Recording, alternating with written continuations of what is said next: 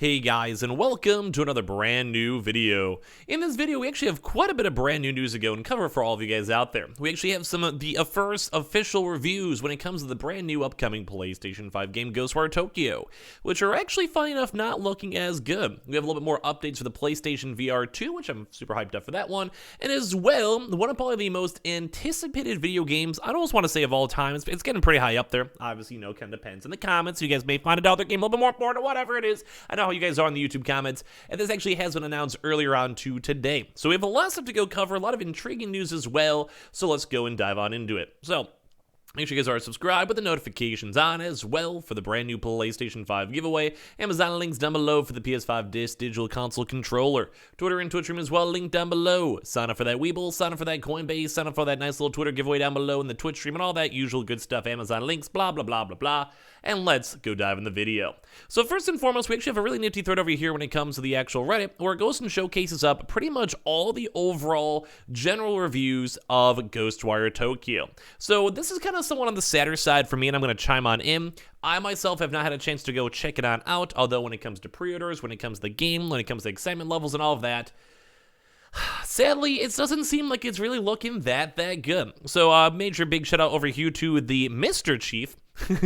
You know, just Master Chief's his brother. But they actually put out together all the collective reviews so far when it comes to Ghostwire Tokyo. Now, as you guys know, the game should be officially coming out on the 25th, but sadly, a lot of stuff is more on the average side. Now, not to go and disbar you guys from checking out the game yourselves and having your own opinions and all of that, but when it comes to a lot of the reviews, a lot of them seem like the game was good, but lacking. It was unpolished, and people are just kind of thinking it's just nothing crazy, nothing new, nothing original, nothing that special. So you have like Os Game over here with the 7 out of 10 saying it's an experience where immersion and originality is born for more of the technical side and artistic brilliance on display as well when it comes to that stuff. So it's like kind of the big points when it comes to animations, when it comes to the flowing. But when it comes to the open world and the actual gameplay itself and the environment and all that, it's just a lot of folks are saying it's not that unique. I'm going to focus a little bit more maybe on some of the lower reviews on this one too as well. Some stuff like this is like, Tango Gameworks Ghostwire Tokyo builds a phenomenal mystery in a grounded setting, but loses some of its shine in its pacing and combat. It's a pretty looking game, entertaining, but it shouldn't be unforgettable. Artistically, it's very beautiful, so a lot of perks with that, but in terms of art style, the game can sometimes be carried by art style alone, but at the end of the day, it is a game, so the gameplay has to be good. So basically, said the city of Tokyo is pleasant to explore, but gameplay mechanics do not follow and are a bit outdated. As well, like you guys can see some other ones too, where it's like a great supernatural finger blasting, psychological thriller horror 2 as well, some dog petting and stuff, and like, it's not the worst. Everyone keeps on saying, like, you guys can keep on seeing, like, superb visual design, critically well-realized rendition of Tokyo as well, but just the gameplay. A lot of folks keep on saying the gameplay too as well. Like, however you see even here, for even a high review, 8 out of 10. Sloppy boss fights and lack of variety on monsters, can be a bit of a detriment too as well, who want to do the deep dives and this type of stuff, but they love the lore, they love the story, they love the vibe, they love the art style, and from everything that I saw, I thought the animations looked really sick, and a lot of people are like, yeah, they enjoyed it wasn't bad. Some of it might just be, you know, the love of, like, you know, Japan, like the vibe of it too, and as well, at least in, like, that's unique in that general sense, but just a lot of people keep on saying the variety of choices holding it back. Turning an open world game into a long series of checkboxes is rarely good. With combat following an odd curve, it starts fun, then feels unsatisfying, followed up by slowly building back up to being fun, and overall, like, a lot of folks are saying it's not the world's worst game, but it could be better, could be worse, and one of the lowest view reviews out here with like a 60 out of 10, that's getting close to failing, at least for how it was for me in school. In a world that's already saturated with open world games, it's disappointing that Ghostwire Tokyo doesn't do much to distinguish itself, and instead relies on tired tropes, and adds simplistic combat and annoying mechanisms to that mix, and the game just doesn't have much to stand on. The only saving graces are the flashy visuals and aesthetics, as well as the attention to detail in other areas. So it does kind of seem like all the initial reviews are just kind of coming out not that good. Now, I probably want to go give it a try myself when it comes out officially, but it does kind of seem like most folks are like, it's not the best, there's some good perks, visuals are nice, maybe not the world's worst experience, but it doesn't seem like any groundbreaking or next level games. So it's kind of just like the collective review of all the reviews out there. So I did want to go touch on that one because I have mentioned Ghostwire myself a few times. I want to play it on my Twitch stream, but at the end of the day, it just doesn't seem that good. As well, I think for at least something good over here, is The Witcher. So if you guys have actually had a chance to go and see, as of now, we have seen loads upon loads upon loads of nudes when it comes to the style for the brand new upcoming Witcher game, where they have a chance to say that they're happy to announce the next installment in the Witcher series of video games is now currently in development, kicking off a new saga for the franchise. So basically, there's a few kind of things I want to note on this. So as we read this is an exciting moment as we're moving from Red Engine to Unreal Engine 5.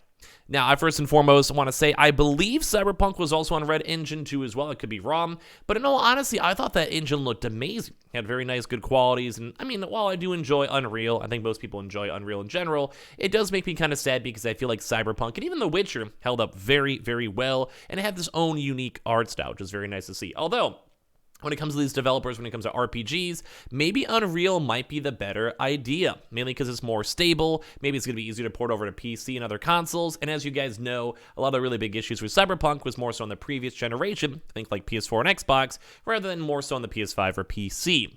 So maybe it might be good for just like the more quality control side on that one, but it does kind of make me sad because it does lose a little bit of its own like unique personality when it comes to this own engine. So this one actually does also begin a multi-year strategic partnership with Epic Games, which covers not only licensing, but technical development of Unreal Engine 5, as well as potential future versions of Unreal Engine where relevant. We'll closely collaborate with Epic Games developers and primary goal begin to help tailor the engine for open-world experiences. At this point, no other further details regarding the game, such as development timeframe or release date, are available to as well. Red Engine, the technology which powers Cyberpunk 2077, is still being used for development for the upcoming Cyberpunk 2077 expansion. So as I covered over there, it's intriguing to note, mainly because they do kind of seem like they know that they're doing more of like a proper technical partnership. So that might kind of mean more that there might be Epic Games exclusivity, which some people may be upset or not, as well as also might mean towards maybe them also having early access to certain features, or trying to be kind of more taken underneath the lower branch to go and basically develop out as much as they possibly can. And I really did enjoy The Witcher. I never played 1 or 2, but definitely played 3, and all the DLCs, loved it. And I also am one of the rare people who still go and abide by Cyberpunk being a phenomenal game, although there's still obviously a lot of issues that need to be fixed. So it is kind of intriguing to see that we are still seeing them not fully shift their focus away from Cyberpunk, and they do want to do some Cyberpunk 2077 DLCs, obviously, but the one big struggle is that just them basically just assuming that everyone still loves The Witcher, everyone likes the idea of The Witcher, the world of a Witcher, and that was kind of like their bread and butter game, and they'd rather focus on that rather than brand new IPs such as Cyberpunk 2077, which I think a lot of folks, you guys watching, myself included, would probably understand and would agree on. Like, I would probably be like, yeah, that sounds about right.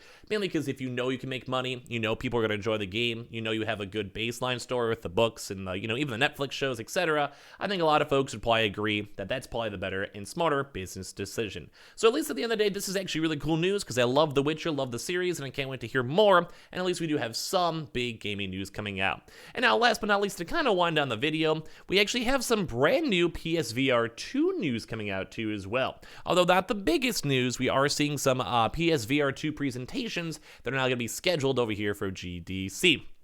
It's very nice to go and see for this one. So basically this week, that's maybe the week we learn a bit more about Sony's, finally, next-gen PSVR2 headset. We do have at least a little bit of information on it when it comes to, like, the specs, what it looks like, but we want to know things about price points fully. We want to know things about release dates fully. We want to know about all that other various things mixed on in.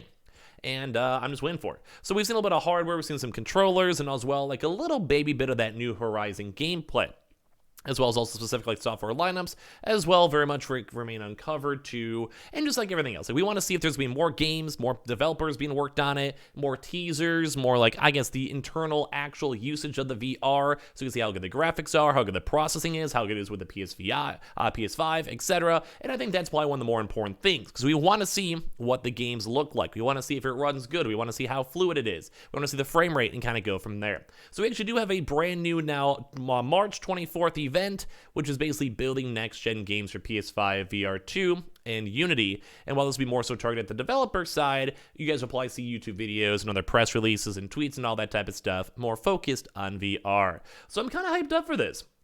I mean, because for this, I like to see new games. I like seeing that we've seen a lot of new games today, and as well, I just like seeing more PSVR2 news because I want to go get my hands on a brand new PSVR2. So just keep you guys in mind. I just want to give you guys a heads up on that one. I'll probably cover that more throughout the week, and it's actually been kind of a little bit of a slower news day overall, so at least we're kind of seeing some stuff going on. But at the end of the day, I'd rather have some good restock news too as well. So make sure you guys are subscribed with the notifications on, as well for the brand new PlayStation 5 giveaway. Amazon links down below for the PS5 disc digital console controller. We have the Twitter and Twitch room down below. We have the Twitter giveaway down below. We got that Webull and Coinbase down below. And we got all that good, nice little spicy stuff as well down below. And I appreciate you guys all so much for watching. We'll probably maybe have one more video all throughout the rest of tonight. Love you guys.